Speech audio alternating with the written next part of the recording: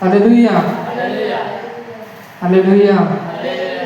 ದೇವರ ಪರಿಶುದ್ಧವಾದಂಥ ನಾಮಕ್ಕೆ ಸ್ತೋತ್ರವಾಗಲಿ. ದೇವರ ವಾಕ್ಯವು ಹೀಗೆ ಹೇಳುತ್ತೆ, ಇಬ್ರಿಯ 6ನೇ ಅಧ್ಯಾಯ ಅದರ 14ನೇ ವಚನವನ್ನು ನಾವು ಓದುವುದಾದರೆ, ಇಬ್ರಿಯ 6ನೇ ಅಧ್ಯಾಯ ಅದರ 14ನೇ ವಚನವು ಹೀಗೆ ಹೇಳುತ್ತೆ, ನಿಜವಾಗಿ ನಿಮ್ಮನ್ನು ಆಶೀರ್ವದಿಸುವೆನು, ನಿನ್ನನ್ನು ಹೆಚ್ಚಿಸುವೆನು ಎಂದು ಹೇಳಿದ್ದೇನಷ್ಟೇ. ಆ ವಾಗ್ದಾನದ ಫಲಕ್ಕೋಸ್ಕರ ಅಬ್ರಹಾಮನು ಬಹು ದಿವಸ ಕಾದುಕೊಂಡಿದ್ದು ಆ ಫಲವನ್ನು ದೇವರು ಹೇಳಿದ ಹಾಗೆಯೇ ಹೊಂದಿದನು ಎಂಬುದಾಗಿ ದೇವರ ವಾಕ್ಯವು ಹೇಳುವ ಹಾಗೆ ದೇವರು ನಮ್ಮೆಲ್ಲರನ್ನ ಆಶೀರ್ವದಿಸಿ ಬಲಪಡಿಸಿ ಹೆಚ್ಚಿಸಲಿ. ಬಂದಿರುವಂಥ ನಿಮ್ಮೆಲ್ಲರಿಗೂ ನಾನು ಯೇಸು ಕ್ರಿಸ್ತನ ನಾಮದಲ್ಲಿ ನಾನು ವಂದಿಸುವಂತವನಾಗಿದ್ದೇನೆ. ಇದುವರೆಗೂ ನಾವು ಹಾಡುಗಳಿಂದಲೂ ಸ್ತುತಿ ಸ್ತೋತ್ರದಿಂದಲೂ ಪ್ರಾರ್ಥನೆಯಿಂದಲೂ ಕೀರ್ತನೆಯ ಭಾಗದಿಂದಲೂ ನಾವು ದೇವರ ನಾಮವನ್ನು ಮಹಿಮೆಪಡಿಸಿದ್ದೇವೆ. ಒಂದು ಸ್ವಲ್ಪ ಸಮಯ ನಾವು ದೇವರ ವಾಕ್ಯಗಳನ್ನು ನಾವು ಧ್ಯಾನಿಸಿಕೊಳ್ಳೋಣ. ದೇವರು ಕಳೆದ ವಾರವೆಲ್ಲ ಕಳೆದ ದಿನಗಳೆಲ್ಲ ದೇವರು ಅತಿಶಯವಾಗಿ ದೇವರು ನಮ್ಮನ್ನು ನಡೆಸಿ ನಮ್ಮನ್ನು ಕಾಯ್ದು ನಡೆಸಿದಂಥವರಾಗಿದ್ದಾರೆ. ಅದು ಮಾತ್ರವಲ್ಲದೆ ಇನ್ನೊಂದು ದಿನವನ್ನು ಕಾಣುವ ಹಾಗೆ ಈ ದಿನದಲ್ಲಿ ನಾವು ಸ್ವಲ್ಪ ಜನವಾದರೂ ಕೂಡ ನಾವು ಒಟ್ಟಾಗಿ ಸೇರಿ ದೇವರನ್ನು ಆರಾಧಿಸುವಾಗಿ ದೇವರು ಕೊಟ್ಟಂತ ಈ ಕೃಪೆಯನ್ನು ನೆನೆಸಿ ನಾವು ದೇವರಿಗೆ ಸ್ತೋತ್ರವನ್ನು ನಾವು ಮಾಡುವಂತವರಾಗಿರಬೇಕು. ಹಲ್ಲೆಲೂಯಾ. ಸಂತೋಷವಾಗಿರೋರು ಗಟ್ಟಿಯಾಗಿ ಒಂದು ಹಲ್ಲೆಲೂಯಾ ಹೇಳ್ರಿ. ಹಲ್ಲೆಲೂಯಾ. ಸಂತೋಷ ಎನ್ನುವುದು ಅದು ದೇವರಾತ್ಮನ ಫಲವಾಗಿದೆ. ನಾವು ಯಾವಾಗ ಹೆಚ್ಚು ವಾಕ್ಯಗಳನ್ನು ಓದ್ತೀವೋ, ನಾವು ಯಾವಾಗ ಹೆಚ್ಚು ವಾಕ್ಯಗಳನ್ನು ನಾವು ಧ್ಯಾನಿಸ್ತೇವೋ, ನಾವು ಯಾವಾಗ ಹೆಚ್ಚು ಪ್ರಾರ್ಥನೆಯಲ್ಲಿ ನಾವು ನಿರತರಾಗಿರ್ತೀವೋ, ಯಾವಾಗ ದೇವರ ವಾಕ್ಯಗಳನ್ನು ಓದಿ ಅದನ್ನು ನಾವು ಧ್ಯಾನಿಸ್ತೇವೋ, ಆಗ ನಮ್ಮ ಹೃದಯದಲ್ಲಿರುವಂಥ ಕತ್ತಲು ಎಲ್ಲ ಬೇಸರಿಕೆ ಹೋಗಿ ನಮ್ಮ ಹೃದಯದಲ್ಲಿ ಒಂದು ಸಂತೋಷವು ಬರುವಂಥದ್ದಾಗಿದೆ. ಹಲ್ಲೆಲೂಯಾ. ಆ ವಾಕ್ಯದ ಬೆಳಕು ನಮ್ಮೊಳಗೆ ಬರುವಾಗ ದೇವರ ವಾಕ್ಯವು ನಮ್ಮನ್ನು ನೂತನ ವ್ಯಕ್ತಿಗಳನ್ನಾಗಿ ಅದು ಮಾರ್ಪಡಿಸುವಂಥದ್ದಾಗಿದೆ. ಅದು ಮಾತ್ರವಲ್ಲದೆ ನೀವು ದೇವರ ವಾಕ್ಯಗಳನ್ನು ಕೈಗೊಂಡು ನಡೆಯುವವರೇ ನೀವು ಆಗಿದ್ರೆ ಆಶೀರ್ವಾದದ ನಿಧಿಯನ್ನಾಗಿ ದೇವರು ಮಾರ್ಪಡಿಸುವಂತವರಾಗಿದ್ದಾರೆ. ಹಲ್ಲೆಲೂಯಾ. ಆದರೆ ಯಾರು ದೇವರ ವಾಕ್ಯಗಳನ್ನು ಕೈಗೊಳ್ಳದೆ, ಯಾರು ದೇವರ ವಾಕ್ಯಕ್ಕೆ ವಿರುದ್ಧವಾಗಿ ಜೀವಿಸ್ತಾರೋ, ಯಾರು ಆತನ ಆಜ್ಞೆಗಳನ್ನು ಅನುಸರಿಸೋದಿಲ್ವೋ, ಅವರು ಯಾವ ಆಶೀರ್ವಾದಗಳನ್ನು ಕೂಡ ಕಾಣೋದಕ್ಕೆ ಸಾಧ್ಯವಿಲ್ಲ. ಹಲ್ಲೆಲೂಯಾ. ಆದ್ರಿಂದ ದೇವರ ವಾಕ್ಯದ ಮೇಲೆ ಭರವಸೆ ಬಿಡ್ರಿ, ದೇವರ ವಾಕ್ಯಗಳನ್ನು ಅನುಸರಿಸಿ ನಡೆಯುವಂತವರಾಗಿರಿ, ಆತನ ಆಜ್ಞೆಗಳನ್ನು ಕೈಗೊಂಡು ಜೀವಿಸುವಂತವರಾಗಿರಿ. ಎಂಥ ಸಮಯಗಳಲ್ಲೇ ಆಗಿರ್ಬೋದು, ಎಂಥ ಪರಿಸ್ಥಿತಿಗಳಲ್ಲೇ ಆಗಿರ್ಬೋದು, ಎಂಥ ಸನ್ನಿವೇಶಗಳಲ್ಲೇ ಆಗಿರ್ಬೋದು, ಯಾವ ಕಾರಣಕ್ಕೂ ದೇವರ ವಾಕ್ಯಕ್ಕೆ ವಿರುದ್ಧವಾಗಿ ಜೀವಿಸದೆ, ದೇವರ ಆಜ್ಞೆಗಳಿಗೆ ವಿರುದ್ಧವಾಗಿ ಜೀವಿಸದೆ, ಎಲ್ಲ ಸಮಯಗಳಲ್ಲಿಯೂ ಎಲ್ಲ ಪರಿಸ್ಥಿತಿಗಳಲ್ಲಿಯೂ ದೇವರ ವಾಕ್ಯದ ಮೇಲೆ ಭರವಸೆ ಇಟ್ಟು ನೀವು ಮುಂದೆ ಸಾಗುವಂತವರಾಗಿರಿ. ಯಾಕೆಂದ್ರೆ ದೇವರ ವಾಕ್ಯ ನಮ್ಮೊಟ್ಟಿಗಿರುವಾಗ, ಪರಿಶುದ್ಧಾತ್ಮನು ನಮ್ಮ ಸಂಗಡವಾಗಿ ಇರುವಾಗ, ನಮ್ಮನ್ನ ಎದುರಿಸೋದಕ್ಕೆ, ನಮ್ಮನ್ನ ಕುಗ್ಗಿಸೋದಕ್ಕೆ, ನಮ್ಮನ್ನ ಸೋಲಿಸೋದಕ್ಕೆ ಯಾವ ಶಕ್ತಿಗಾಗಲಿ, ಯಾವ ಸೈತಾನನ ಕಾರ್ಯಗಳಿಗಾಗಲಿ, ಯಾವ ಮನುಷ್ಯನಿಗಾಗಲಿ ಅದು ಎಂದಿಗೂ ಸಾಧ್ಯವಿಲ್ಲ. ನಿಮ್ಮ ಮಗ್ಗಲಲ್ಲಿ 1000 ಜನರನ್ನ ಬಲಗಡೆಯಲ್ಲಿ 10,000 ಜನರು ಸತ್ತು ಬಿದ್ದರು, ನಿಮಗೆ ವಿರುದ್ಧವಾಗಿ ಜಯವನ್ನು ಸಾಧಿಸಬೇಕೆಂಬುದಾಗಿ ಯಾರೇ ಬಂದ್ರು ಯಾವ ಕೇಡುಗಳು ನಿಮಗೆ ಸಂಭವಿಸೋದಿಲ್ಲ. ಕಾರಣ ಏನೆಂದ್ರೆ ದೇವರ ವಾಕ್ಯ ನಿಮ್ಮೊಟ್ಟಿಗಿರುವಾಗ ಆ ವಾಕ್ಯವು ನಿಮ್ಮನ್ನ ಜಯದೊಟ್ಟಿಗೆ ಅದು ಮುನ್ನಡೆಸುವಂತದ್ದಾಗಿದೆ. Hallelujah, hallelujah. ಯೆಶಾಯನು ದೇವರ ವಾಕ್ಯ ಹೇಳುತ್ತೆ, ಯೆಶಾಯನು ಬರೆದ ಪ್ರವಾದನೆಯ ಗ್ರಂಥ 40ನೇ ಅಧ್ಯಾಯ ಅದರ 31ನೇ ವಚನವು ಹೀಗೆ ಹೇಳುತ್ತೆ. 31ನೇ ವಚನ ನೋಡ್ರಿ. ಯೆಹೋವನನ್ನು ನಿರೀಕ್ಷಿಸುವವರು ಹೊಸ ಬಲವನ್ನು ಹೊಂದುವರು, ಹದ್ದುಗಳಂತೆ ರೆಕ್ಕೆಗಳನ್ನು ಚಾಚಿಕೊಂಡು ಏರುವರು, ಓಡಿ ದಣಿಯರು, ನಡೆದು ಬಳಲರು. ಹಲ್ಲೆಲೂಯಾ. ಯಾರು ಇಲ್ಲಿ ದೇವರ ವಾಕ್ಯ ಹೇಳುತ್ತೆ, ಯಾರು ದೇವರನ್ನು ನಿರೀಕ್ಷಿಸುವಂತವರಾಗಿರ್ತಾರೋ, ಯಾರು ದೇವರ ವಾಕ್ಯಗಳನ್ನು ಅನುಸರಿಸುವಂತವರಾಗಿರ್ತಾರೋ, ಯಾರು ದೇವರ ವಾಕ್ಯದ ಮೇಲೆ ಭರವಸೆ ಬಿಡುವಂತವರಾಗಿರ್ತಾರೋ ಅಂಥವರು ದೇವರ ಬಲವನ್ನು ಹೊಂದುವರು ಎಂಬುದಾಗಿ ಇಲ್ಲಿ ದೇವರ ವಾಕ್ಯವು ನಮಗೆ ಎಚ್ಚರಿಸುವ, ದೇವರ ವಾಕ್ಯವು ನಮಗೆ ಹೇಳುವಂತದ್ದಾಗಿದೆ. Hallelujah, hallelujah. ಈ ದಿನಕ್ಕಾಗಿ ನಾನು ಆರಿಸಿಕೊಂಡಂತ ವಾಕ್ಯದ ಭಾಗ ಏನೆಂದ್ರೆ, ಯೋಹಾನನ ಸುವಾರ್ತೆ 11ನೇ ಅಧ್ಯಾಯ ಅದರ 40ನೇ ವಚನವನ್ನು ನಾವು ಓದಿಕೊಳ್ಳೋಣ. ಯೋಹಾನ 11ನೇ ಅಧ್ಯಾಯ ಅದರ 40ನೇ ವಚನವನ್ನು ನಾವು ಓದಿಕೊಳ್ಳೋಣ. ಯೇಸು ಆಕೆಗೆ, ನೀನು ನಂಬಿದರೆ ದೇವರ ಮಹಿಮೆಯನ್ನು ಕಾಣುವಿ ಎಂದು ನಾನು ನಿನಗೆ ಹೇಳಿಲ್ಲವೋ ಎಂದು ಉತ್ತರ ಕೊಟ್ಟನು. ಹಲ್ಲೆಲೂಯಾ. ಈ ದಿನಕ್ಕಾಗಿ ನಾನು ಆರಿಸಿಕೊಂಡಂತ ವಾಕ್ಯದ ಭಾಗ ಏನೆಂದ್ರೆ, ನೀನು ನಂಬಿದರೆ ದೇವರ ಮಹಿಮೆಯನ್ನ ಕಾಣುವಿ ಎಂಬುದಾಗಿ. ಹಲ್ಲೆಲೂಯಾ. ಈ ದಿನದಲ್ಲಿ ನಂಬಿಕೆಯ ಕುರಿತಾಗಿ ನಂಬಿಕೆಯ ಕುರಿತಾಗಿ, ನಂಬಿಕೆ ನಮ್ಮ ಜೀವಿತದಲ್ಲಿ ಎಷ್ಟು ಪ್ರಾಮುಖ್ಯತೆ ಎಂಬುದರ ಕುರಿತಾಗಿ, ನಂಬಿಕೆಯಿಂದ ನಮಗೆ ಉಂಟಾಗುವಂತಹ ಆಶೀರ್ವಾದಗಳೇನು ಎಂಬುದರ ಕುರಿತಾಗಿ, ನಂಬಿಕೆಯ ಮಹತ್ವವೇನು ಎಂಬುದರ ಕುರಿತಾಗಿ, ನಂಬಿಕೆಯ ಕುರಿತಾದಂಥ ಎಲ್ಲ ವಿಷಯಗಳನ್ನು ನಾವು ಈ ಸಮಯದಲ್ಲಿ ಒಂದು ಸ್ವಲ್ಪ ಸಮಯ ನಾವು ದೇವರ ವಾಕ್ಯದಲ್ಲಿ ನಾವು ಧ್ಯಾನಿಸಿಕೊಳ್ಳೋಣ.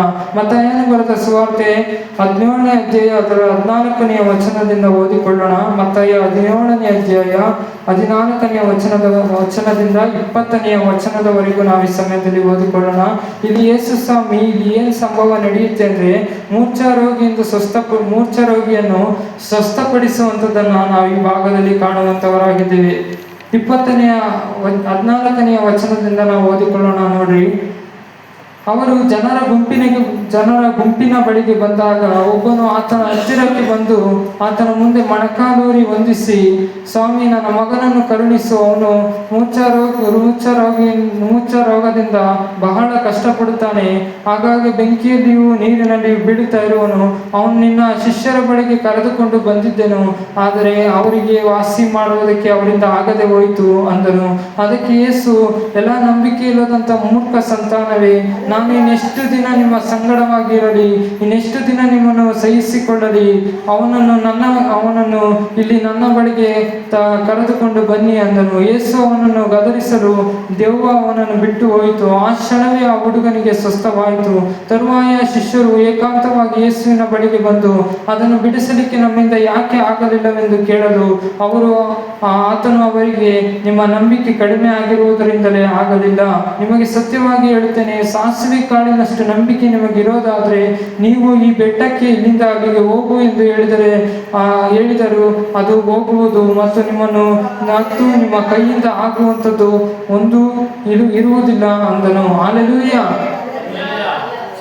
ಇಲ್ಲಿ ಏನ್ ಸಂಭವ ನಡೆಯುತ್ತೆ ಅಂದ್ರೆ, ಯೇಸು ಸ್ವಾಮಿ ಜನರ ಗುಂಪಿನ ಬಳಿಗೆ ಬರುವಾಗ ಅಲ್ಲಿ ಒಬ್ಬನು ಯೇಸುವಿನ ಬಳಿಗೆ ಬಂದು ಯೇಸುವಿನ ಮುಂದೆ ಮೊಣಕಾಲೂರಿ ಯೇಸುವನ್ನು ವಂದಿಸಿ ಯೇಸುವಿನ ಬಳಿ ಆತನು ಕೇಳ್ತಾನೆ, ನನ್ನ ಮಗನನ್ನು ಕರುಣಿಸು ಎಂಬುದಾಗಿ. ಆ ಮಗನಿಗೆ ಏನಾಗಿತ್ತು ಎಂಬುದಾಗಿ ನೋಡುವಾಗ ಅವನು ಮೂರ್ಛಾ ರೋಗದಿಂದ ಬಹಳ ಕಷ್ಟಪಡ್ತಿದ್ದಾನೆ. ಅವಾಗವಾಗ ಬೆಂಕಿಯಲ್ಲಿಯೂ ನೀರಿನಲ್ಲಿಯೂ ಅವನು ಬೀಳುತ್ತಾ ಇರುವನು. ಅವನನ್ನು ನಿನ್ನ ಶಿಷ್ಯರ ಬಳಿಗೆ ಕರೆದುಕೊಂಡು ಬಂದೆ, ಆದರೆ ಅವರಿಂದ ವಾಸಿ ಮಾಡುವುದಕ್ಕೆ ಆಗದೆ ಹೋಯಿತು. ಅದಕ್ಕೆ ನಿನ್ನ ಬಳಿಗೆ ಬಂದಿದ್ದೇನೆ ಸ್ವಾಮಿ ಎಂಬುದಾಗಿ ಅಲ್ಲಿ ಒಬ್ಬನು ಯೇಸುವಿನ ಬಳಿಗೆ ಬಂದು ಹೇಳ್ತಾನೆ. ಆಗ ಯೇಸು ಶಿಷ್ಯರಿಂದ ಗುಣಪಡಿಸೋದಕ್ಕೆ ಆಗ್ಲಿಲ್ಲವಲ್ಲ ಎಂಬುದಾಗಿ ಅಂದುಕೊಂಡು ಆ ಶಿಷ್ಯರನ್ನ ಯೇಸು ಸ್ವಾಮಿ ಗದರಿಸ್ತಾರೆ. ಏನಂತ ಗದರಿಸ್ತಾರೆ ಅನ್ನೋದಾದ್ರೆ, ಎಲೆ ನಂಬಿಕೆ ಇಲ್ಲದಂತ ಮೂರ್ಖ ಸಂತಾನವೇ ಎಂಬುದಾಗಿ ಗದರಿಸಿ ಯೇಸು ಸ್ವಾಮಿ ಅವನನ್ನು ನನ್ನ ಬಳಿಗೆ ಕರೆದುಕೊಂಡು ಬನ್ನಿ ಎಂಬುದಾಗಿ ಯೇಸು ಸ್ವಾಮಿ ಹೇಳ್ತಾರೆ. ಯೇಸು ಸ್ವಾಮಿಯ ಬಳಿಗೆ ಕರೆದುಕೊಂಡು ಬಂದಾಗ ಆಗ ಯೇಸು ಸ್ವಾಮಿ ಗದರಿಸಲು ಆ ದೆವ್ವ ಅವನಿಂದ ಬಿಟ್ಟು ಹೋಯಿತು. ಆಗಲೇ ಆ ಹುಡುಗನು ಸ್ವಸ್ಥವಾದನು ಎಂಬುದಾಗಿ ಇಲ್ಲಿ ದೇವರ ವಾಕ್ಯದಲ್ಲಿ ನಾವು ನೋಡುವಂತವರಾಗಿದ್ದೇವೆ. ಹಲ್ಲೆಲೂಯಾ. ಇಲ್ಲಿ ನಾವು ಗಮನಿಸಬೇಕಾದಂತ ಅಂಶ ಏನಂದ್ರೆ, ಮೊದಲು ಯೇಸುವಿನ ಶಿಷ್ಯರ ಬಳಿಗೆ ಸ್ವಸ್ಥತೆಗಾಗಿ ಬಂದಾಗ ಆತನ ಶಿಷ್ಯರಿಗೆ ಗುಣಪಡಿಸೋದಕ್ಕೆ ಆಗ್ಲಿಲ್ಲ.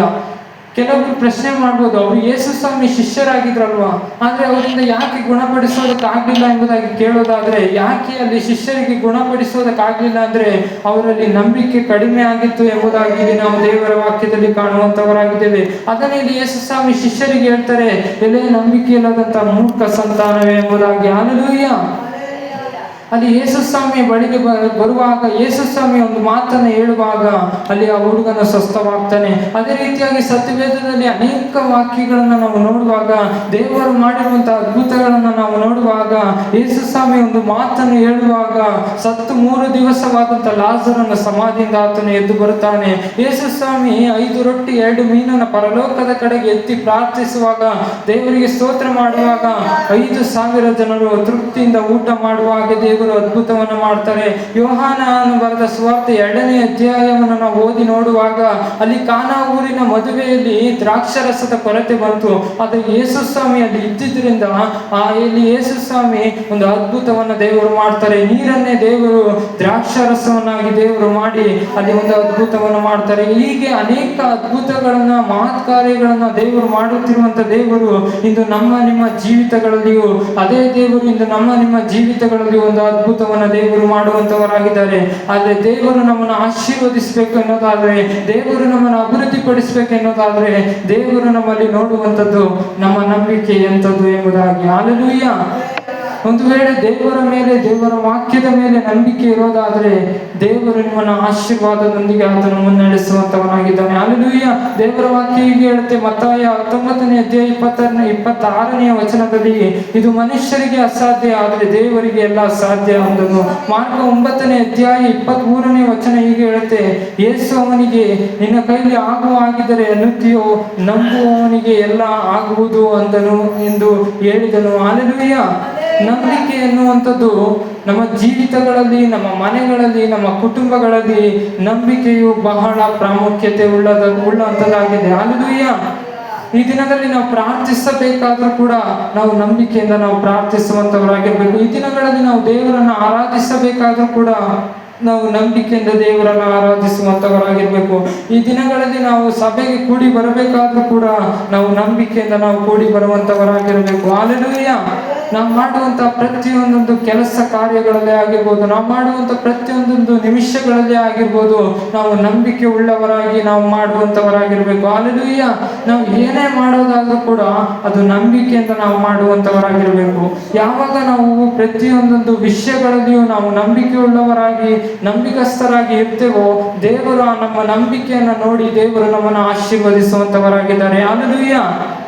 ನಮ್ಮ ಜೀವಿತಗಳಲ್ಲಿ ನಂಬಿಕೆ ಅನ್ನೋದು ಅಷ್ಟು ಪ್ರಾಮುಖ್ಯತೆ ಉಳ್ಳದಾಗಿದೆ. ಅದು ಯಾವ ವಿಷಯದಲ್ಲೇ ಆಗಿರ್ಬೋದು, ದೇವರ ವಿಷಯದಲ್ಲೇ ಆಗಿರ್ಬೋದು, ದೇವರ ವಾಕ್ಯದ ವಿಷಯದಲ್ಲೇ ಆಗಿರ್ಬೋದು, ದೇವರ ಕುರಿತಾದಂಥ ವಿಷಯದಲ್ಲೇ ಆಗಿರ್ಬೋದು, ನಮ್ಮ ಕುಟುಂಬದ ಜೀವಿತಗಳಲ್ಲೇ ಆಗಿರ್ಬೋದು, ನಮ್ಮ ಮನೆಗಳಲ್ಲೇ ಆಗಿರ್ಬೋದು, ನಮ್ಮ ಕೆಲಸ ಕಾರ್ಯಗಳಲ್ಲೇ ಆಗಿರ್ಬೋದು, ನಾವು ಕೆಲಸ ಮಾಡುವಂಥ ಸ್ಥಳಗಳಲ್ಲೇ ಆಗಿರ್ಬೋದು, ನಂಬಿಕಸ್ತಿಕೆ, ಪ್ರಾಮಾಣಿಕತೆ, ನಂಬಿಕೆ, ಈ 3 ವಿಷಯಗಳು ನಮ್ಮ ಜೀವಿತದಲ್ಲಿ ಬಹಳ ಪ್ರಾಮುಖ್ಯತೆ ಉಳ್ಳದಾಗಿದೆ. ಹಲ್ಲೆಲೂಯಾ.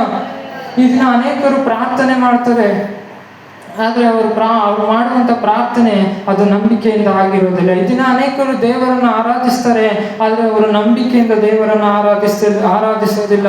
ಇನ್ನು ಕೆಲವರು ಹೇಗೆ ಅಂದರೆ, ಅಯ್ಯೋ ಪ್ರಾರ್ಥನೆ ಅಲ್ವಾ, ಮಾಡಿದ್ರೆ ಆಗುತ್ತೆ ಬಿಡು. ನೋಡಿ, ಪ್ರಾರ್ಥನೆ ಅಂದ್ರೆ ಇಷ್ಟು ತಾತ್ಸಾರ ಮನೋಭಾವ. ಹಲ್ಲೆಲೂಯಾ. ಸಭೆಗಲ್ವಾ, ಹೋದ್ರಾಗುತ್ತೆ ಬಿಡು ಎಂಬಂತ ಮನೋಭಾವ. ಹಲ್ಲೆಲೂಯಾ. ಅಯ್ಯೋ ಪ್ರತಿ ವಾರ ಏನು ಸಭೆಗೆ ಹೋಗೋದು, ಕರ್ತನ ಮೇಜಿಗೆ ಒಂದೇ ಸತಿ ಹೋದ್ರಾಗುತ್ತೆ ಬಿಡು ಎಂಬಂತ. ಹಲ್ಲೆಲೂಯಾ. ಈ ರೀತಿ ಮನಸ್ಸುಳ್ಳವರು ಅನೇಕರು. ಅಯ್ಯೋ ಈ ವಾರ ಪಾಸ್ಟ್ ಇಲ್ವಲ್ಲ, ಮುಂದಿನ ವಾರ ಸಭೆಗೆ ಹೋದ್ರಾಗದ್ ಬಿಡು ಎಂಬಂತ ಮನಸ್ಸು ಉಳ್ಳವರು. ಹಲ್ಲೆಲೂಯಾ. ಇದನ್ನ ನಂಬಿಕೆ, ಇದು ಅಪನಂಬಿಕೆ ಆಗಿದೆ. ಹಲ್ಲೆಲೂಯಾ. ಯಾರಲ್ಲಿ ನಂಬಿಕೆ ಕಡಿಮೆ ಆಗಿರುತ್ತೋ, ಯಾರಲ್ಲಿ ನಂಬಿಕೆ ಇರೋದಿಲ್ಲವೋ ಅಂತವರು ಯೋಚಿಸುವಂತ ಕಾರ್ಯಗಳಾಗಿದೆ. ಇಂಥ ಎಲ್ಲ ಯೋಚನೆಗಳು ಬರುವಂತದ್ದು ಅದು ಯಾರಿಂದ ಅನ್ನೋದಾದ್ರೆ ಅದು ಸೈತಾನನಿಂದ ಆಗಿದೆ. ಹಲ್ಲೆಲೂಯಾ. ಯಾರಲ್ಲಿ ನಂಬಿಕೆ ಕಡಿಮೆ ಆಗಿರುತ್ತೋ, ಯಾರಲ್ಲಿ ನಂಬಿಕೆ ಇರೋದಿಲ್ವೋ ಅಂತವರ ಜೀವಿತದಲ್ಲಿ, ಅಂತವರ ಮನಸ್ಸಿನಲ್ಲಿ ಸೈತಾನನು ಈ ರೀತಿಯಾದಂತಹ ಕೆಟ್ಟ ಯೋಚನೆಗಳನ್ನು ಆತನು ತರುವಂತವನಾಗಿದ್ದಾನೆ. ಹಲ್ಲೆಲೂಯಾ. ಯಾವ ವಿಷಯದಲ್ಲೇ ಆಗಿರ್ಬೋದು, ಯಾವ ಕಾರಣಕ್ಕೂ, ಎಂಥ ಪರಿಸ್ಥಿತಿಗಳಲ್ಲೇ ಆಗಿರ್ಬೋದು, ಸೈತಾನನ ಪ್ರೇರೇಪಣೆಗಳಿಗೆ ಒಳಗಾಗದೆ, ಸೈತಾನನ ಆಲೋಚನೆಗಳಿಗೆ ಒಳಗಾಗದೆ ಎಚ್ಚರವಾಗಿದ್ದು ನಾವು ಪ್ರಾರ್ಥಿಸುವಂತವರಾಗಿರ್ಬೇಕು. ಹಲ್ಲೆಲೂಯಾ. ದೇವರ ವಾಕ್ಯವು ಹೀಗೆ ಹೇಳುತ್ತೆ, ಇಬ್ರಿಯ 11ನೇ ಅಧ್ಯಾಯ 6ನೇ ವಚನವನ್ನು ನಾವು ಓದುವಾಗ, ಇಬ್ರಿಯ 11:6 ವಚನ ಹೀಗೆ ಹೇಳುತ್ತೆ, ಆದರೆ ನಂಬಿಕೆ ಇಲ್ಲದೆ ದೇವರನ್ನು ಮೆಚ್ಚಿಸುವುದು ಅಸಾಧ್ಯ ಎಂಬುದಾಗಿ. ಹಲ್ಲೆಲೂಯಾ. ನೋಡ್ರಿ, ಇವತ್ತು ನೀವು ಸಭೆಗೆ ಬರ್ಬೋದು, ವಾಕ್ಯಗಳನ್ನು ಧ್ಯಾನಿಸ್ಬೋದು, ಕಾಣಿಕೆಗಳನ್ನು ಕೊಡ್ಬೋದು, ದಶಮ ಭಾಗಗಳನ್ನು ಕೊಡ್ಬೋದು, ಆದರೆ ನಿಮ್ಮಲ್ಲಿ ನಂಬಿಕೆನೇ ಇಲ್ಲ ಅನ್ನೋದಾದರೆ, ನೀವು ಅಪನಂಬಿಕಸ್ಥರಾಗಿದ್ರೆ, ದೇವರ ಮೇಲೆ, ದೇವರ ವಾಕ್ಯದ ಮೇಲೆ ನಂಬಿಕೆನೇ ನಿಮಗಿಲ್ಲ ಅನ್ನೋದಾದರೆ, ನೀವು ಸಭೆಗೆ ಬಂದರು, ಪ್ರಾರ್ಥನೆ ಮಾಡಿದ್ರು, ವಾಕ್ಯಗಳನ್ನು ಕೇಳಿದ್ರು, ದಶಮ ಭಾಗಗಳನ್ನು ಕೊಟ್ಟರು, ಕಾಣಿಕೆಗಳನ್ನು ಕೊಟ್ಟರು, ಎಲ್ಲ ವ್ಯರ್ಥ. ನಿಮ್ಮಲ್ಲಿ ನಂಬಿಕೆ ಇಲ್ಲದೆ ನೀವು ಏನೇ ಮಾಡಿದ್ರು ಕೂಡ ಎಲ್ಲವೂ ಕೂಡ ಅದು ವ್ಯರ್ಥವಾಗಿದೆ. ಅದನ್ನೇ ಇಲ್ಲಿ ದೇವರ ವಾಕ್ಯ ಸ್ಪಷ್ಟವಾಗಿ ಹೇಳುತ್ತೆ, ನಂಬಿಕೆ ಇಲ್ಲದೆ ದೇವರನ್ನ ಮೆಚ್ಚಿಸುವುದು ಅಸಾಧ್ಯ ಎಂಬುದಾಗಿ. ಹಲ್ಲೆಲೂಯಾ. ಈ 6ನೇ ವಚನವನ್ನು ಪುನಃ ನೋಡ್ರಿ, ಆದರೆ ನಂಬಿಕೆ ಇಲ್ಲದೆ ದೇವರನ್ನು ಮೆಚ್ಚಿಸುವುದು ಅಸಾಧ್ಯ. ದೇವರ ಬಳಿಗೆ ಬರುವವನು ದೇವರು ಇದ್ದಾನೆ ಮತ್ತು ತನ್ನನ್ನು ಹುಡುಕುವವರಿಗೆ ಪ್ರತಿಫಲವನ್ನು ಕೊಡುತ್ತಾನೆ ಎಂದು ನಂಬುವುದು ಅವಶ್ಯ ಎಂಬುದಾಗಿ. ಹಲ್ಲೆಲೂಯಾ. ನೋಡ್ರಿ, ಇಲ್ಲಿ ವಾಕ್ಯವು ಹೀಗೆ ಹೇಳುತ್ತೆ, ದೇವರ ಬಳಿಗೆ ಬರುವವನು ದೇವರು ಇದ್ದಾನೆ ಎಂದು ನಂಬುವುದು ಅವಶ್ಯ ಎಂಬುದಾಗಿ. ಹಲ್ಲೆಲೂಯಾ. ಇವತ್ತು ನೀವು ಸಭೆಗೆ ಬರುವಾಗ, ಇವತ್ತು ನೀವು ಸಭೆಯಾಗಿ ನೀವು ಕೂಡಿ ಬರುವಾಗ, ಈ ಸ್ಥಳಕ್ಕೆ ನೀವು ಪ್ರಾರ್ಥನೆಗಾಗಿ ನೀವು ಬರುವಾಗ, ದೇವರನ್ನು ಆರಾಧಿಸುವುದಕ್ಕಾಗಿ ಸ್ಥಳಕ್ಕೆ ನೀವು ಬರುವಾಗ, ಈ ಸ್ಥಳದಲ್ಲಿ ದೇವರು ಇದ್ದಾರೆ, ಈ ಸ್ಥಳದಲ್ಲಿ ಆತನ ಪ್ರಸನ್ನತೆ ಇದೆ, ಈ ಸ್ಥಳದಲ್ಲಿ ದೇವರ ಮಹಿಮೆ ಇದೆ ಎಂಬುದಾಗಿ ನೀವು ಅರಿತವರಾಗಿ ನಂಬಿಕೆ ಒಟ್ಟಿಗೆ ನೀವು ಈ ಸ್ಥಳದಲ್ಲಿ ಬಂದು ಯಾರು ದೇವರನ್ನು ಆರಾಧಿಸ್ತಾರೋ ಅಂತವರ ಜೀವಿತದಲ್ಲಿ ದೇವರು ಮಹಿಮೆಯುಳ್ಳ ಕಾರ್ಯವನ್ನು ಆತನು ಮಾಡುವಂತವನಾಗಿದ್ದಾನೆ. ಹಲ್ಲೆಲೂಯಾ.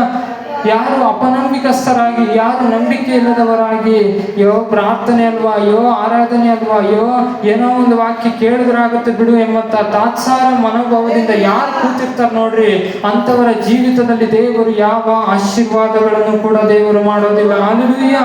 ಆದ್ರೆ ಯಾರು ಸಭೆಯಲ್ಲಿ ದೇವರು ಇದ್ದಾರೆ, ಸಭೆಯಲ್ಲಿ ಆತನ ಪ್ರಸನ್ನತೆ ಇದೆ, ಸಭೆಯಲ್ಲಿ ದೇವರ ಮಹಿಮೆ ಇದೆ, ಪರಿಶುದ್ಧಾತ್ಮನು ಸಭೆಯಲ್ಲಿ ಚಲಿಸ್ತಾ ಇದ್ದಾನೆ ಎಂಬುದಾಗಿ ಯಾರು ನಂಬಿಕೆಯೊಟ್ಟಿಗೆ ಸಭೆಗೆ ಬಂದು ದೇವರನ್ನು ಆರಾಧಿಸ್ತಾರೋ, ಪ್ರಾರ್ಥನೆ ಮಾಡ್ತಾರೋ, ದೇವರ ವಾಕ್ಯಗಳನ್ನು ಕೇಳ್ತಾರೋ, ಅಂತವರ ಜೀವಿತದಲ್ಲಿ ದೇವರು, ಅಂತವರ ಕುಟುಂಬದಲ್ಲಿ ದೇವರು ಆಶೀರ್ವಾದಗಳನ್ನು ದೇವರು ಮಾಡುವಂತವರಾಗಿದ್ದಾರೆ. Hallelujah, hallelujah. ಅದನ್ನೇ ಇಲ್ಲಿ ದೇವರ ವಾಕ್ಯ ಸ್ಪಷ್ಟವಾಗಿ ಹೇಳ್ತಿದ್ರಿ 11:6 ಗಮನವಿಟ್ಟು ಪ್ರತಿಯೊಬ್ಬರು ಕೂಡ ಕೇಳಿ. ಮತ್ತೊಮ್ಮೆ ಓದ್ತೀನಿ. ಆದರೆ ನಂಬಿಕೆ ಇಲ್ಲದೆ ದೇವರನ್ನು ಮೆಚ್ಚಿಸುವುದು ಅಸಾಧ್ಯ. ದೇವರ ಬಳಿಗೆ ಬರುವವನು ದೇವರು ಇದ್ದಾನೆ ಮತ್ತು ತನ್ನನ್ನು ಹುಡುಕುವವರಿಗೆ ಪ್ರತಿಫಲವನ್ನು ಕೊಡುತ್ತಾನೆ ಎಂದು ನಂಬುವುದು ಅವಶ್ಯ ಎಂಬುದಾಗಿ ಇಲ್ಲಿ ದೇವರ ವಾಕ್ಯವು ಹೇಳುವಂಥದ್ದಾಗಿದೆ. ಹಲ್ಲೆಲೂಯಾ. ನಮ್ಮ ಜೀವಿತಗಳಲ್ಲಿ ನಂಬಿಕೆ ಅನ್ನೋದು ಅಷ್ಟು ಪ್ರಾಮುಖ್ಯತೆ ಉಳ್ಳದಾಗಿದೆ. ನಂಬಿಕೆ ಇಲ್ಲದೆ ನಾವು ದೇವರನ್ನು ಮೆಚ್ಚಿಸೋದಕ್ಕಾಗೋದಿಲ್ಲ. ನಂಬಿಕೆ ಇಲ್ಲದೆ ನಾವು ಯಾವ ಆಶೀರ್ವಾದಗಳನ್ನು ಕೂಡ ಕಾಣೋದಕ್ಕೆ ಸಾಧ್ಯವಿಲ್ಲ. ಹಲ್ಲೆಲೂಯಾ. ನಂಬಿಕೆ ನಮ್ಮನ್ನ ಕಷ್ಟಗಳಲ್ಲಿ ಬಲಪಡಿಸುವಂಥದ್ದಾಗಿದೆ. ನಂಬಿಕೆ ಇತರರನ್ನ ಅದು ಪ್ರೋತ್ಸಾಹ ಪಡಿಸುವಂಥದ್ದಾಗಿದೆ. Hallelujah, hallelujah. ದೇವರ ವಾಕ್ಯ ಹೀಗೆ ಹೇಳುತ್ತೆ. ಕೊಲಸ್ಸೆ 1:ಅಧ್ಯಾಯ ಅದರ 3ನೇ ವಚನವನ್ನು ನಾವು ಓದುವುದಾದ್ರೆ, ಕೊಲಸ್ಸೆ 1:ಅಧ್ಯಾಯ ಅದರ 3ನೇ ವಚನವನ್ನು ನಾವು ನೋಡಿಕೊಳ್ಳೋಣ.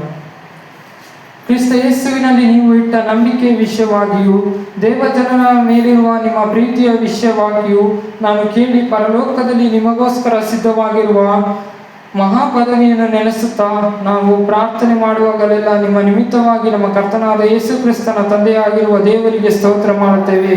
ನೀವು ಆ ಪದವಿಯನ್ನು ಕುರಿತು ನಿಮ್ಮ ಬಳಿಗೆ ಬಂದಿರುವ ಸುವಾರ್ತೆಯ ಸತ್ಯವಾಕ್ಯದಿಂದಲೇ ಮೊದಲೇ ಕೇಳಿದ್ದೀರಿ. Hallelujah, hallelujah. ನಂಬಿಕೆಯ ಮೂಲಕವೇ ನಾವು ಈ ದಿನಗಳಲ್ಲಿ ರಕ್ಷಣೆಯನ್ನು ಹೊಂದಿದವರಾಗಿದ್ದೇವೆ. ಈ ಸತ್ಯವೇದದಲ್ಲಿ ಇಬ್ರಿಯ 11ನೇ ಅಧ್ಯಾಯವನ್ನು ನಾವು ಪೂರ್ತಿ ನೋಡುವಾಗ ಅಲ್ಲಿ ದೇವರ ವಾಕ್ಯದಲ್ಲಿ ನಾವು ಕಾಣ್ತೇವೆ. ಅಲ್ಲಿ ನಂಬಿಕೆಯ ಕುರಿತಾಗಿ ಆ ಅಧ್ಯಾಯದಲ್ಲಿ ನಾವು ಕಾಣುವಂತವರಾಗಿದ್ದೇವೆ. ನಮ್ಮ ಜೀವಿತ ಆರಂಭವಾಗೋದೇ ನಂಬಿಕೆಯಿಂದ ಆಗಿದೆ. ನಮ್ಮ ಕ್ರೈಸ್ತಿಯ ಜೀವಿತ ಆರಂಭವಾಗೋದೇ ಅದು ನಂಬಿಕೆಯಿಂದಲೇ ಆಗಿದೆ. ಹಲ್ಲೆಲೂಯಾ. ಸತ್ಯವೇದದಲ್ಲಿ ನಾವು ನೋಡುವಾಗ ಮಾರ್ಕನು ಬರೆದ ಸುವಾರ್ತೆ 5ನೇ ಅಧ್ಯಾಯ 21ನೇ ವಚನದಿಂದ ನಾವು ನೋಡಿಕೊಳ್ಳುವಾಗ, ಮಾರ್ಕ 5ನೇ ಅಧ್ಯಾಯ 21ನೇ ವಚನದಿಂದ ನಾವು ಓದಿಕೊಳ್ಳೋಣ. ಅಲ್ಲಿ ಯೇಸು ಸ್ವಾಮಿ ಒಂದು ಬಿಡುಗಡೆಯನ್ನು ಮಾಡುವಂಥದ್ದನ್ನು ನಾವು ಈ ಭಾಗದಲ್ಲಿ ನಾವು ಕಾಣುವಂತವರಾಗಿದ್ದೇವೆ. 21ನೇ ವಚನದಿಂದ ನೋಡ್ರಿ. ಯೇಸು ತಿರುಗಿ, ಗಮನವಿಟ್ಟು ಪ್ರತಿಯೊಬ್ಬರು ಕೂಡ ದೇವರ ವಾಕ್ಯಗಳನ್ನು ಕೇಳ್ರಿ. ಯೇಸು ತಿರುಗಿ ದೋಣಿಯಲ್ಲಿ ಈಚೆ ದಡಕ್ಕೆ ಬಂದಾಗ ಜನರು ಬಹು ದೊಡ್ಡ ಗುಂಪಾಗಿ ಆತನ ಬಳಿಗೆ ಬಂದರು. ಆತನು ಸಮುದ್ರದ ದಡದಲ್ಲಿದ್ದನು. ಆಗ ಸಭಾಮಂದಿರದ ಅಧಿಕಾರಿಗಳಲ್ಲಿ ಒಬ್ಬನಾದ ಯಾಹೀರನೆಂಬವನು ಬಂದು ಯೇಸುವನ್ನು ಕಂಡು ಆತನ ಪಾದಗಳಿಗೆ ಬಿದ್ದು, ನನ್ನ ಚಿಕ್ಕ ಮಗಳು ಈಗ ಸಾಯುತ್ತಾಳೆ, ಆಕೆಯು ವಾಸಿಯಾಗಿ ಬದುಕಿಕೊಳ್ಳುವಂತೆ ನೀನು ಬಂದು ಆಕೆಯ ಮೇಲೆ ಕೈ ಇಡಬೇಕು ಎಂದು ಆತನನ್ನು ಬಹಳವಾಗಿ ಬೇಡಿಕೊಂಡನು. ಆತನು ಅವನ ಸಂಗಡ ಹೋದನು ಮತ್ತು ಬಹು ಜನರು ಆತನನ್ನು ನೂಕಿಕೊಂಡು ಹೋದರು. ಹಲ್ಲೆಲೂಯಾ. ಇಲ್ಲಿ ಏನ್ ಸಂಭವ ನಡೆಯುತ್ತೆ ಅಂದ್ರೆ, ಯೇಸು ಸ್ವಾಮಿ ಗಲಿಲಾಯದ ಈಚೆ ದಡಕ್ಕೆ ಬಂದಾಗ ಅಲ್ಲಿ ಯಾಹೀರನೆಂಬಂತ ಒಬ್ಬನು ಸಭಾಮಂದಿರದ ಮುಖ್ಯಸ್ಥನು ಯೇಸುವನ್ನ ಭೇಟಿ ಮಾಡ್ಲಿಕ್ಕೆ ಆತನು ಬರ್ತಾನೆ.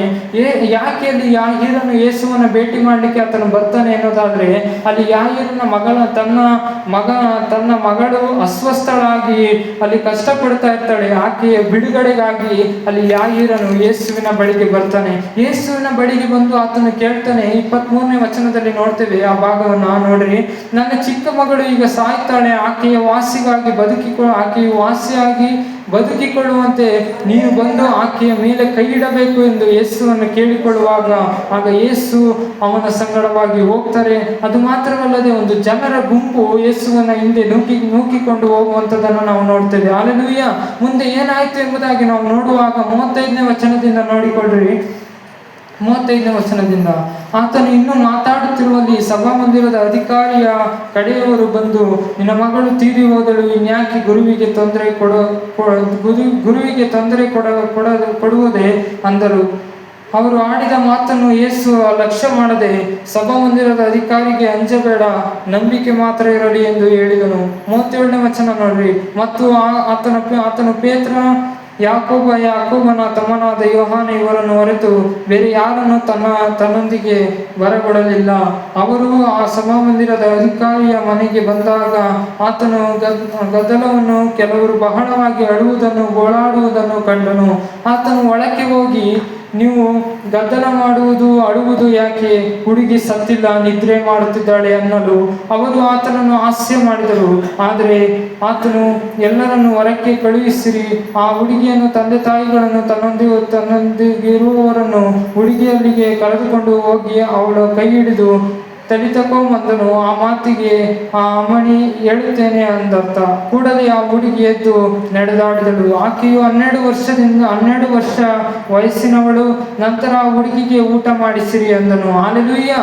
ನೋಡ್ರಿ, ಇಲ್ಲಿ ಯೇಸು ಸ್ವಾಮಿ ಅಲ್ಲಿಂದ ಯಾಯೀರನ ಮನೆಗೆ ಬರುವಷ್ಟರಲ್ಲಿ ಆ ಹುಡುಗಿ ಅಲ್ಲಿ ಸತ್ತಿರ್ತಾಳೆ. ಆಗ ಸತ್ತಿರುವಂತ ವಿಷಯವನ್ನ ಆ ಸಭಾಮಂದಿರದ ಅಧಿಕಾರಿ ಕಡೆಯವರು ಬಂದು ಹೇಳ್ತಾರೆ, ಆ ಮಗಳು ತೀರಿ ಹೋಗಿದ್ದಾಳೆ, ಇನ್ನು ಗುರುವಿಗೆ ಅಂದರೆ ಯೇಸುವಿಗೆ ತೊಂದರೆ ಕೊಡಬೇಡ್ರಿ ಎಂಬುದಾಗಿ ಹೇಳುವಾಗ, ಆಗ ಯೇಸು ಆ ಸಭಾಮಂದಿರದ ಅಧಿಕಾರಿಗೆ ಹೇಳ್ತಾರೆ, ನಂಬಿಕೆ ಅಂಜಬೇಡ, ನಂಬಿಕೆ ಮಾತ್ರ ಇರಲಿ ಎಂಬುದಾಗಿ. ಅಲ್ಲಿಗೆ ಯೇಸು ಸ್ವಾಮಿ ಈ ರೀತಿಯಾಗಿ ಹೇಳ್ತಾರೆ.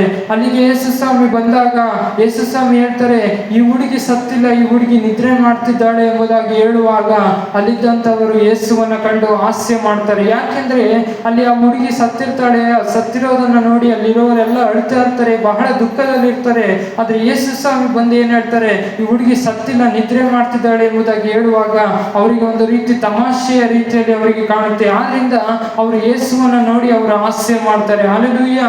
ಆದ್ರೆ ಯೇಸು ಒಂದು ಮಾತನ್ನು ಹೇಳುವಾಗ ಆ ಹುಡುಗಿಗೆ ಜೀವ ಬಂತು ಎಂಬುದಾಗಿ ನಾವು ಕಾಣುವಂತವರಾಗಿದ್ದೇವೆ. ಹಲ್ಲೆಲೂಯಾ. ಇವತ್ತು ನಮ್ಮ ಜೀವಿತಗಳಲ್ಲಿ ಕೂಡ ಪ್ರತಿಯೊಂದೊಂದು ವಿಷಯಗಳಲ್ಲಿಯೂ ಕೂಡ ನಾವು ನಂಬಿಕೆ ಒಟ್ಟಿಗೆ ನಾವು ಮುಂದೆ ಸಾಗುವಂತವರಾಗಿರ್ಬೇಕು. ಯಾವ ವಿಷಯಗಳಲ್ಲಿಯೂ ನಾವು ಚಿಂತೆ ಮಾಡದೆ, ಯಾವ ವಿಷಯಗಳಲ್ಲಿ ನಾವು ಕುಗ್ಗಿ ಹೋಗದೆ, ಯಾವ ವಿಷಯಗಳಲ್ಲಿಯೂ ನಾವು ಸೋತು ಹೋಗದೆ, ಕೀರ್ತನೆಗಾರನು ಹೇಳುವ ಹಾಗೆ ನಿಮ್ಮ ಚಿಂತಾಭಾರವನ್ನು ಯೆಹೋವನ ಮೇಲೆ ಹಾಕಿ ವಿಶ್ರಾಂತಿ ಎಂದಿರು ಎಂಬುದಾಗಿ ದೇವರ ವಾಕ್ಯವು ಹೇಳುವ ಹಾಗೆ ಪ್ರತಿಯೊಂದೊಂದು ವಿಷಯಗಳನ್ನ, ಪ್ರತಿಯೊಂದೊಂದು ಕಾರ್ಯಗಳನ್ನ ನಾವು ದೇವರ ಸನ್ನಿಧಾನದಲ್ಲಿಯೂ ಪ್ರಾರ್ಥನೆಯಲ್ಲಿಯೂ ಇಟ್ಟು ನಾವು ಪ್ರಾರ್ಥಿಸುವಾಗ ದೇವರು ತಾನೇ ಮಹಿಮೆ ಉಳ್ಳ ಕಾರ್ಯವನ್ನು ಆತನು ಮಾಡುವಂತವನಾಗಿದ್ದಾನೆ.